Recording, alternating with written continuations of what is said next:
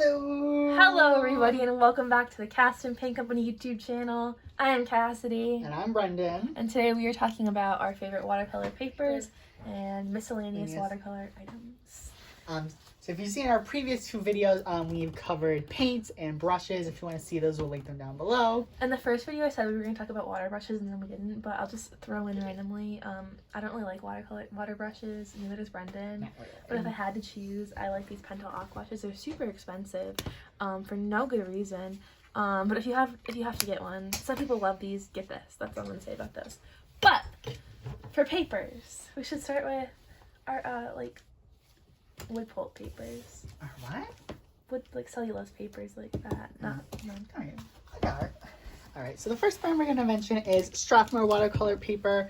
I feel like this is probably the most accessible one. I feel like I see this brand everywhere. Definitely. This is the 400 series, which is their best. They do have a series that's above it, the 500 series, but I don't typically see that one in stores. This comes with 12 sheets.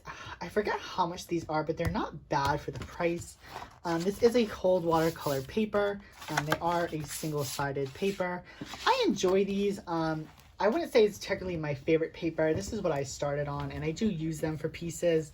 I think there's better, but I do really enjoy these if you're looking for a higher grade of watercolor paper, and it is 140 pounds, which is nice. And another thing that I want to strike out, this isn't technically paper, but I'm just going to throw it in with it now. They do make watercolor postcard paper, which I think is really cool. As you see on the back, it has a place for your stamp in that. Can't confirm this, but I'm pretty sure that this is the exact same paper. If you do look for postcards, again, I don't remember the price, but this is a similar paper and it works very well. They also make like greeting cards.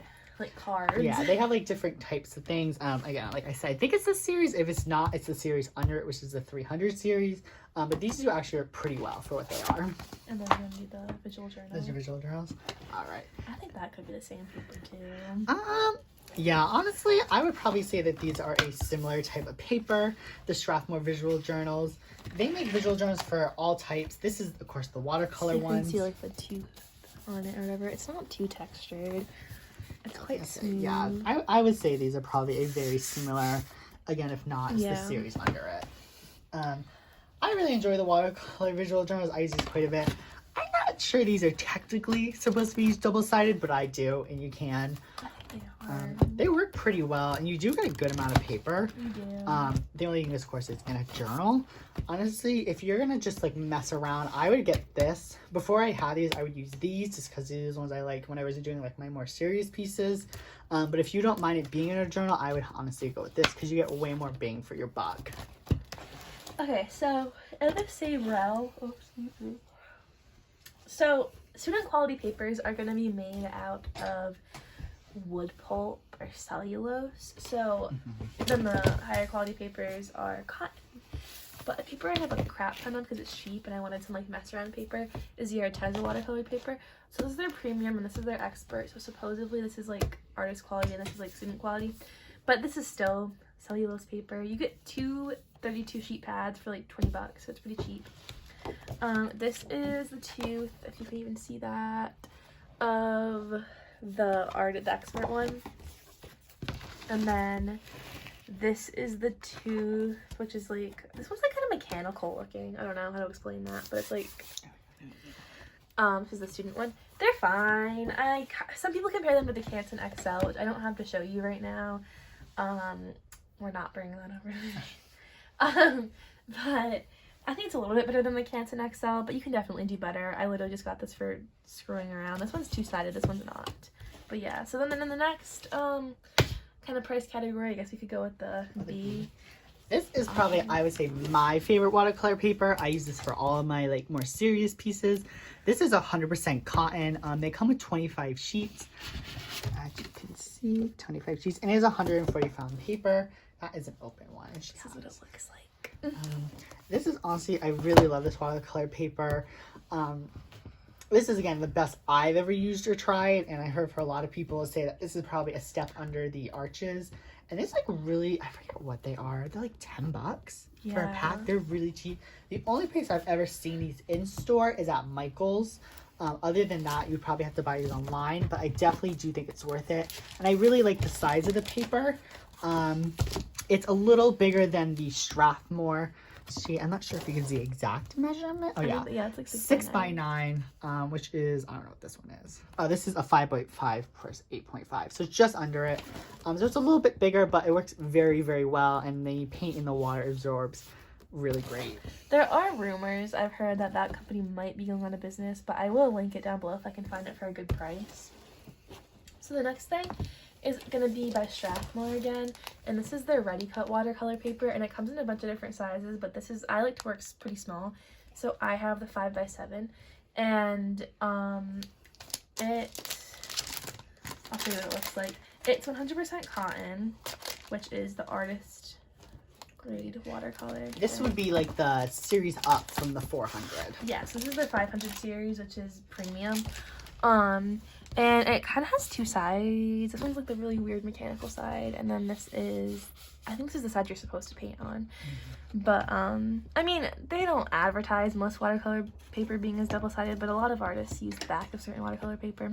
These are all cold press. Oh, you forgot. We'll talk about that after. Yeah. These are all cold press. There is hot press, cold press, and rough, and then there's a step above rough too, I believe. But some people, but yeah, so this is pretty good. I've only used it a couple of times, but I like it. So do you want to talk I've also tried that one. I would say, not to diss them, I do like these ones a little bit better, but it's cotton, it works great as well. The next thing I'm talking about is a book. This is by a brand we mentioned in our watercolor video, Jane Davenport, who's an artist. This is a hot press paper. I'm not sure if you can see. This is meant to be double-sided, so you can use both. I like this journal. This is my only hot press watercolor paper I've ever used. I will say this is very expensive. It's kind of overpriced, as much as Jane Davenport's items are. shade. If you like hot press color paper and you want a solid journal, this is like a nice material. It holds up pretty well. It does come with a good amount of sheets of paper, and like I said, it's double-sided. If that's something you're interested in for a hot press, I would look for this. I would probably try to look for it on sale if you have a coupon, just because it is a little bit pricier, but it is really nice paper. Okay, the next thing I want to talk about before I get to the big boy arches is going to be Fabriano Artistico, which is 100% cotton. They have a Fabriano Studio line, which is 25% cotton and 75% cellulose. And please don't judge the painting, but I forgot it to finish. But it's a block, so for a block, all the sides, all the sides are brown except for this corner. And so what you would do is take a palette knife or like a butter knife and peel it off. So a lot of people, I think, get scared by blocks and think, oh, you only have one sheet of paper to use. But no, it's 25 in this particular one. And this is, again, just a 5x7, and this is becoming one of my favorite watercolor papers as I use it more and more. I don't actually remember any recollection of how much I paid for this, but I got it at the Blake store. I'll link it down below. You can get it in a bunch of different sizes. They have an extra white and like a natural white in a couple different colors. Some brands have different colors of watercolor paper. I have a black watercolor paper actually, but yeah. This is pretty nice. And then the most iconic, most famous, most loved watercolor paper in the whole entire universe. Oh, it's Arches, but it's like not, you're not supposed to say Arches, it's like Arche or something technically, so it's like, Is it French? French. Hold on, it says over here. I literally don't think it says. I don't know. I think it's French or something. Yeah, made in France. This is their standard cold press, just normal. This is the pad. They come in blocks. This is going to be the 140 pound, but they also have like a 300 pound, so that would be like a 600 GSM. So the heavier the weight, how they do this is they take a ream of paper and they weigh it, and that's how much it weighs, and thicker, like the heavier it is, the thicker it is. And so this is 140 pound paper, which is what you really want to go for. That's like the lowest you would want to get. Isn't the B paper 90 pound? No, this is 140. Oh, I thought it was 90. They do have a lighter one, like a different one. Oh. Yeah. 140 pound is really the minimum for That's watercolor. like, So this, I chopped these in half for whatever reason, because I like to work small. This is what this looks like. It's a very different feel from, I think, even the Strathmore or any of the other, yeah. So Brendan has it, but you haven't used it, right?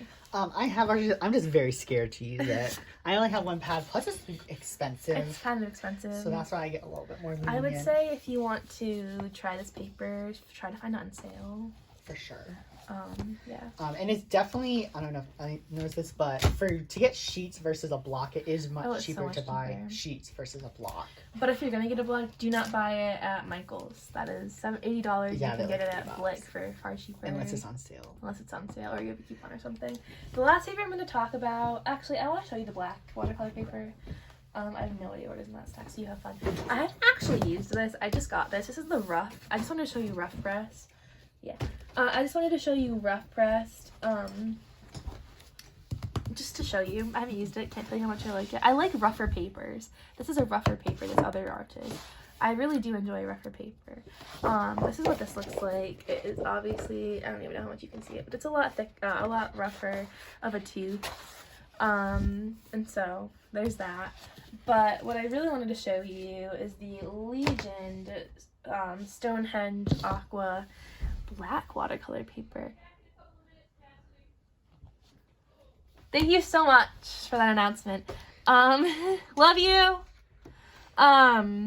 This is actually, I didn't know this was 100% cotton. It is.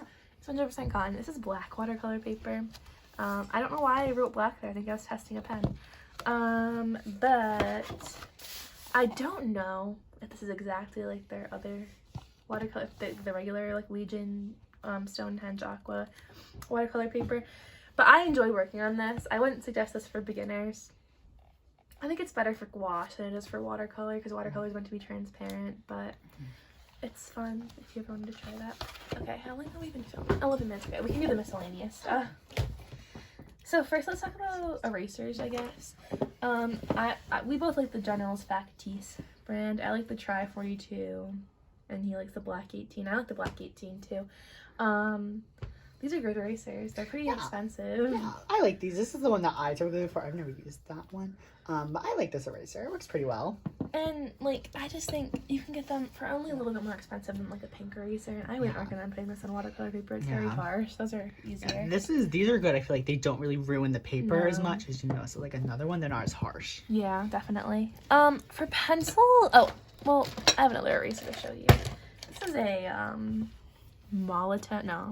Tombow, little tiny mechanical eraser, and it's really nice for when you don't want to completely screw up your watercolor paper and you just need to do a little detail of erasing. It comes with little refills. That's just something random. You don't need this, but I just wanted to show you it. Put that out there. For pencils, I have some Daily Rani drawing pencils, just some mechanical pencils, and I don't really care what pencil I use. Yeah. I use the Dana Rowley. I also use, I don't know the name, but like those black ones. You can like use them in school all the time. I forget the brand. Oh, the Ticonderoga. Yeah, I like those. I'll use that brush, or I'll use like my Jello Rowney brushes. I'm not too picky. Pencils, not brushes. I have this like nicer like drafting pencil. It's like a super heavy metal. But I just don't care for I don't care what pencil this is. What I do use in this, which is another eraser, is it's a cute little purple kneaded eraser. If you've never seen a kneaded eraser, you like knead it as you would assume. It's good for like if you like, I don't want to roll it on the table because this table's weird, but if you like roll it on the paper, it like picks up the graphite so you can still see it, so like it blends into your watercolor. You can see the lines, but it's not as harsh. Yeah. Next I want to talk about something that not everybody does, but for tape, a lot of people use painter's tape or masking tape. And the issue with that is it's not acid-free, so I don't know how much of a risk there is there, but there is always going to be a risk of it fading your painting in the future. So just for like a couple bucks at Michael's or any craft store or any website, you can get artist tape, which is going to be acid-free and archival, so it won't screw up your paintings. You don't even have to risk messing up your paintings. I don't tape down my paintings all the time, but when I do, I just use this. This is just a quick tip. We'll talk about our favorite multiliners now. These are the ones that I particularly have only really tried. I have tried it, the is it Faber-Castell? Am I saying Faber-Castell Pitt pens. I do like theirs. They have some there's the ones that I have at least are not waterproof. That's why I particularly grab for the Copic liners, because they are waterproof, and they do, I think they come like a pack of 4, at least these ones did. And they got the good sizes. I use the one a lot. As you can see, it has pigment. These are black. Like I said, they are waterproof, so they work really nicely. You can get them wet. I know a lot of people like these Pigma Microns. They're fine, but I just find that they like fade out really quick. They just die really quick. And I would rather spend more money on these Copic Multiliners. They're refillable actually. I don't know if you knew that. Oh, I did. But like I've never had I don't know who you ever had. I've never had an issue with them running out anyway. Oh no, I mean I've been using mine all the time and they still work. These dry out so quickly. The only thing I do like by Micron are their plastic nibs, the PN. They look like this. I use this all the time because I think you can get a lot of variation in line width with one pen. I do use that, but mainly I use the Molito black liners. Oh, you can't see. They're permanent. They're waterproof as far as I've experienced. They come in a bunch of sizes, and they haven't dyed. So yeah, they're great. I like those. For white highlights, do you want to talk about the Signo pen? Yeah. I don't use white highlights as probably much as Cassidy does over here. This is the only pen that I've used, which was gifted to me by her. I really like it. It works well. I'm not sure what else to say about it. It's good. I know a lot of people use these jelly rolls, but I don't think they're quite as pigmented. Yeah, this is the only one I've ever used, so I don't really know how much to compare it to, but it does work very well. So yeah, these are really nice. Other things I use are the Dr. Peach Martin's Blue Proof White, which for whatever reason to us smells like Auntie Annie's pretzels. It's very strange. And I just recently got the Copic Opaque White, and this one actually is like a little nail polish. It comes with a brush, but I don't know. It's okay. I prefer the Blue Proof White. I think it works a good amount better for when I do use white highlights. I also will use white gouache from time to time. These are kind of random. This is like a water spritzer and a dropper. I use this dropper to put water on my palette to mix big puddles of water, and I use this little spritzer. These are from Hobby Lobby. It's a pretty fine mist. This is just to pre-wet some of my student quality paints with the Commons. Yeah, they're just... Yeah, I use a spray ball, just like the similar spray ball to that, to wet my palettes before I go in. Yeah, it's nothing special, but just if you wanted something like that. This is a Uniball Signo Gold pen, which if you like to add metallics into your pieces, this one is super, super, super pigmented and super nice. I do recommend that. Not much to say about that. Oh, and lastly, to finish out the series, the last 2 products of the series are the Speedball Brush Shaper and the Masters Brush Cleaner and Preserver. This one I tend not to use on watercolor brushes because it has, this is disgusting, please excuse it, a little bit of an abrasive in it. So, I mean, you can wash it a little bit wash watercolor brushes a little bit, but you want those to stay like soft and nice, especially the more expensive natural hair ones. But this is great for a light wash. Sometimes I use it to get the sizing out of my brushes when I first get them, when they're all stiff. And it's also preservative, so you can use it as a brush shaper. But this product, I really like. It saved a ton of my brushes that I thought I was going to have to throw away. And you just wet your brush, shape it however you want it to be shaped, and then you dip it in this. And this is like the sizing they have in the brushes when you first get the brushes. And so it dries super crunchy and hard. But if you leave it like that for a couple of days, it trains the bristles back into shape. So I think this is definitely a good investment. You can use soap for this. You can use hair gel for this. You don't need this product, but I really like this. So... anything else you want to say? No, I don't really have anything to add to that. I've never tried this product personally. Okay, well, I hope you guys enjoyed our first little mini series on our channel. We'll link down below our social media, the past 2 videos where we talked about watercolor paper and paints, and look out for more videos on the channel. We will see you guys next week, and yeah, bye. Bye.